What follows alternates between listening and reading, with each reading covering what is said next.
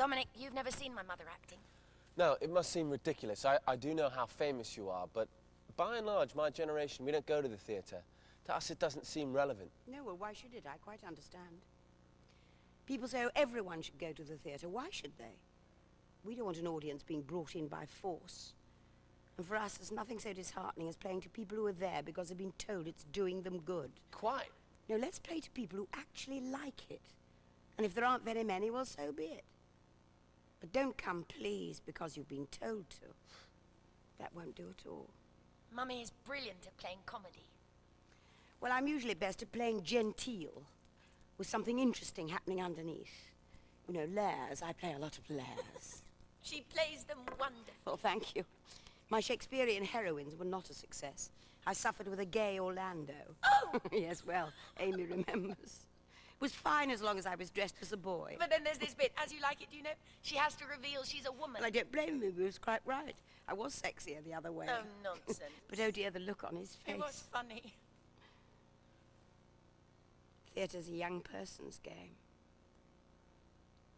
After a while, it becomes undignified, dressing up, pretending to be someone else. Saying lines that someone else has told you to. After a while, you think, where am I? Where do I fit in all this?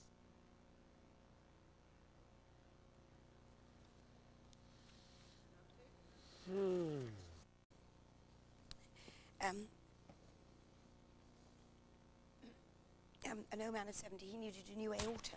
An aorta? Yes. I mean, there's no question if we hadn't done it, he would have died. Well... Sit down. You've heard of this new operation? No, of course not. How could I have heard? Well, you take the valve from a pig. A pig? Yes, you extract it. You keep it on ice. You take this little rounded ring of pig's muscle. It's true. And you sew it into the patient's heart. It serves to replace the patient's own valve. Oh, I see. No, really, it's almost standard procedure. But the point is you're working very intensely, well, you can imagine. You're at a very high pitch. Oh, sure. And there's blood everywhere, just pools and pools of it.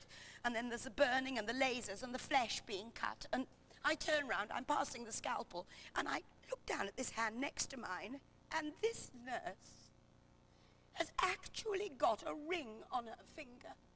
And what's more, she's wearing this awful clunky paste bangle. Well, I simply think, no, I can't believe it. No, really, I'm sorry. Yeah, I can imagine. And I'm afraid I just go. Go? Yes, well, what I mean is I was shouting at her. I was shouting. Amy, I know it's wrong, but it is so unhygienic. What I meant to say nothing. This isn't the first time. I say, what the hell's going on? What does she say? I say, this is serious. This nurse, she's so weedy. She's such a weedy little thing. I've never seen her before. I say, for Christ's sake, this is a major operation. The cameras see everything. She just stares at me. She looks at me like I'm going mad. Well, I'm sure. Anyway, by now the whole studio stopped. The director, oh, he's coming down from above. And this little idiot starts sulking. She says, oh, come on, it's only TV. Oh, well, really? My God. I mean, you can say anything, but you must never say that. Well, this has happened before. Well, it's true. That's the whole principle. Do it properly. You have to ask yourself, is it real or is it not? Anyway, by now, bloody chaos. The surgeon's dropped his scalpel in an awful prop pool of blood, and the patient sits up on the table and says, I'm sorry to ask this, but do I get a new aorta or not? That's funny. Anyway, by now people are gathering. They say, oh, come on, we know you've been under a great strain. And I'm saying, for Christ's sake, why are you getting at me? It's that little tart with her sugar daddy's jewellery. She's the one who's destroying the show. What about you? Will you have a drink? All right, you think I'm indifferent. You think I'm callous. You say I don't care. But somehow the thought of you suffering... The children say it's like you've given up trying. Oh, really? Is that what they say? They say you called off your marriage. Yes? You were going to marry Frank.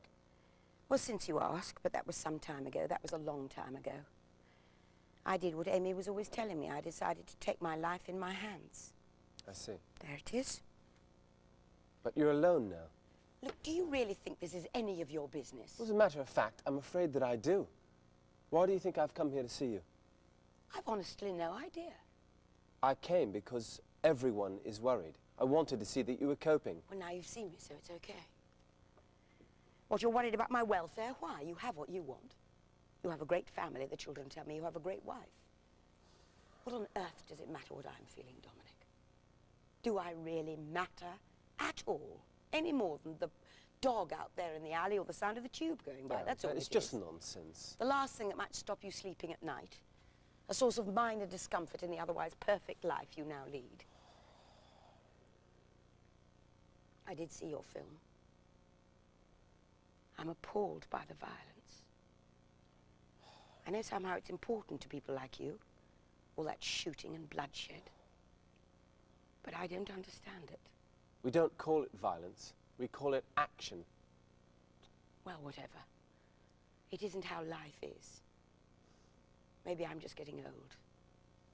I'm tired of it, Dominic, this need you all have to get out the guns and bam, wham, kill the little bastard, shoot off his stupid bloody head. Well, what is it? What happened? What is this need you all have now? Are you just bored? Or is it that you just don't dare to deal with real experience? With the things that happen in real life, like grief and betrayal and love and unhappiness and loss. The loss of people we love. Esme. No. Loss, yes, let that be your subject. Not childish games with explosions and guns which have nothing to do with anything. Nothing to do with things that are real.